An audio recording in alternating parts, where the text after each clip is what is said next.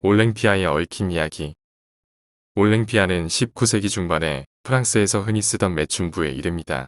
이 이름을 따서 사실주의 화가이면서도 인상파 화가로 알려진 에두아르 마네가 그림 한 폭을 그렸다. 당연히 그림 제목이 올랭피아다. 매춘부를 그렸다는 얘기다. 필자는 그림의 원본을 본 적은 없다.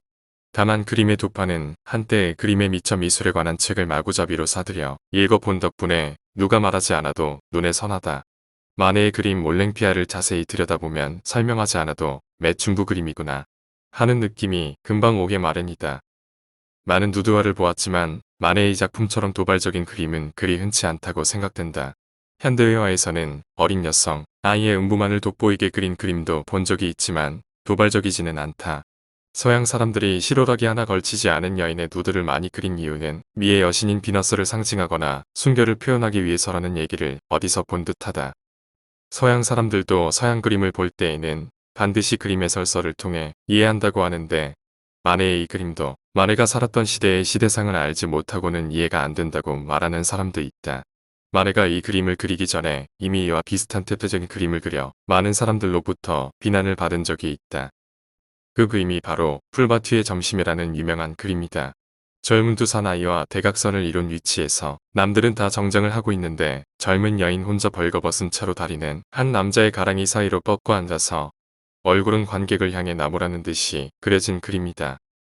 마네는 이 풀바투의 점심이라는 작품으로 이미 많은 평론가들로부터 몰상식적인 작품이라는 혹평을 받고 난 뒤인데도 또다시 더러운 녀를 그림의 주인공으로 내세웠다는 이유로 숱한 야유와 비난과 조롱을 받았다.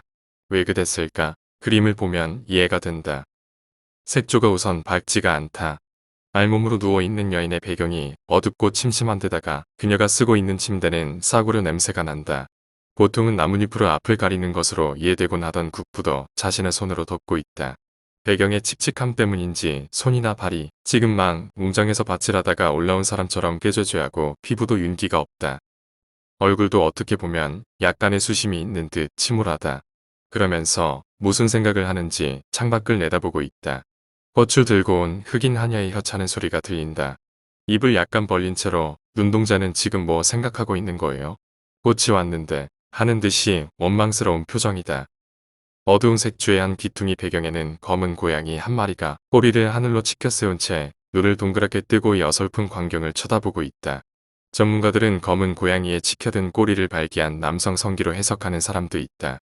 이 그림 전체를 조망해보면 지금 누군가가 올랭피아에게 전해줄 꽃을 하녀가 받아들고 올랭피아에게 전해주려고 침대 앞에 왔으나 올랭피아는 무슨 생각을 하는지 거들떠보지도 않자 하녀가 놀라고 있는 그림이다.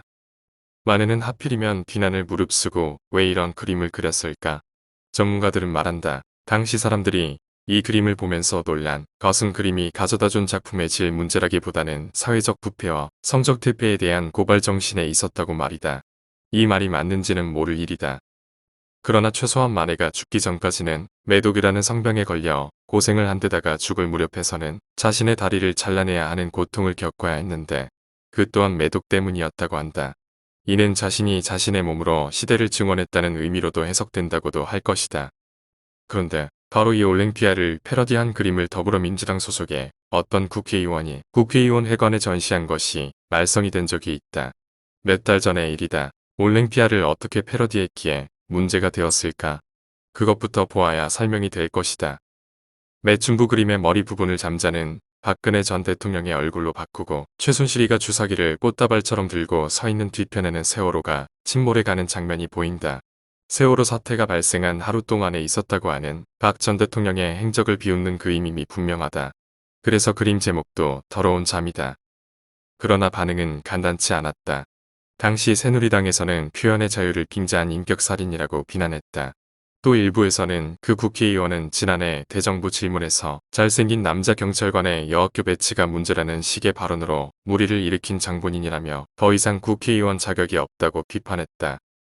이는 본인이 경찰대학 교수 출신이면서 여학교에서의 성희롱이 잘생긴 경찰 때문이라고 한 얘기를 빗대어 한 비난이었다.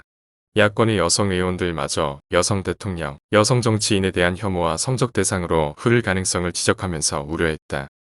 이들 주장을 종합해보면 그 그림이야말로 반여성적이고 성폭력 수준에 가깝다고 하면서 행위 또한 국회의원으로서는 일탈행위라고 할 수밖에 없다고 혹평을 한다. 그러자 이제는 언론에서 마저 문재인 전 대표가 영입한 첫 번째 작품이랄 수 있는 그 국회의원이야말로 앞으로 문재인의 킬러가 될 수 있다고 꼬집고 나섰다.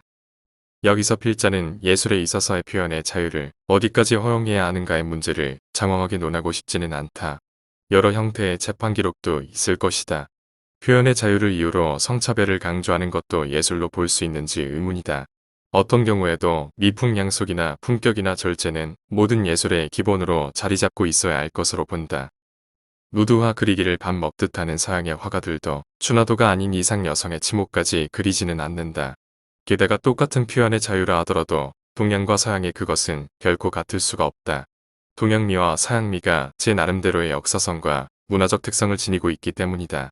특히 한국의 미는 더더욱 독특하다. 우리의 고전 문화에서 보여주는 그림에서 에로티시즘을 가장 극명하고도 품격 있게 그린 그림을 예로 들라고 한다면 역시 건너 방대돌 위에 남녀 고무신이 나란히 놓여있는 그림일 것이다. 조선 선비들이 가장 아름다운 소리가 어떤 소리인가? 로 논쟁을 벌이다가 결국은 불 꺼진 어두운 방 안에서 여인의 옷고름 푸는 소리라는 의견에 합의했다는 고사처럼 한국의 미는 바로 이런 것이다. 문화나 예술은 모두가 하나같이 품격이나 격조를 생명력으로 삼고 있기에 우리는 예술의 자유를 논할 수 있다고 생각한다. 어떤 무엇을 빗대 패러디를 하더라도 품격이나 해악을 그 속에서 발견할 수 있어야 한다. 웃음을 유발할 수 없는 풍자는 풍자가 아니다.